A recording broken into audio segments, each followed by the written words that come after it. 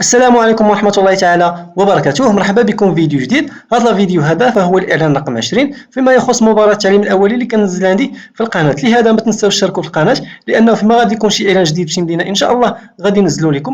بالمناسبة هذا هو الانستغرام ديالي، عندو شي إشكال مرحبا به. بدون مقدمات كتب لي إشكال إنفو نشوف الميساج ديالك غادي نجاوبك عليه. ورجعوا للإعلان ديالنا. الإعلان ديالنا كاين في مدينة مكناس المنزه اللي طالبين باك بلس 3 ونوع العقد فغادي يكون سي إي. بالنسبة لمقر العمل بمكناس المنزه. فيما يخص هنا طالبين كذلك واحد التجربه اولا تدريب يكون عندك ما بين 6 اشهر فما فوق. بالنسبه باش تبوستيلي وغنخلي لكم الرابط في اول تعليق اللي هو هذا.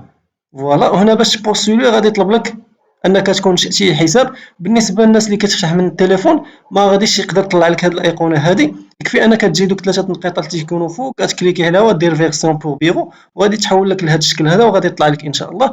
واللي ظهرت لي هاد الواجهه وما عرفتش شنو يدير، خص ضروري انك تكون فتحتي واحد الحساب ديال انابيك. بالنسبه للرابط غنخلي لكم ديال هاد الفورمولير باش تنشئوا حساب في انابيك، فهو فورمولير سهله غتعمروا هاد الشيء هذا كله وتنزلوا السي في ديالكم في الاخير هنايا وغتكليكيو على فاليدي. تقدروا تزيدوا حتى صوره. اللي بغيت نشير ليه فقط هو هاد السي ان هذا باش كتكونفيرمي عفوا دو فوا حتى المود باس. هاد السي ان وهاد المود باس اللي كدير هو اللي تبقى تبوستولي به ديما، اي اوفر مع انابيك. رجعوا الان ونديروا واحد المثال.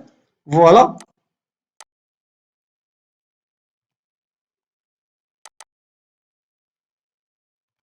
كدير رقم البطاقه الوطنيه ديالك الكود اللي قلت لكم وكنكليكي على اوكي وغادي يطلع لي انك دير واحد ليطر موتيفاسيون.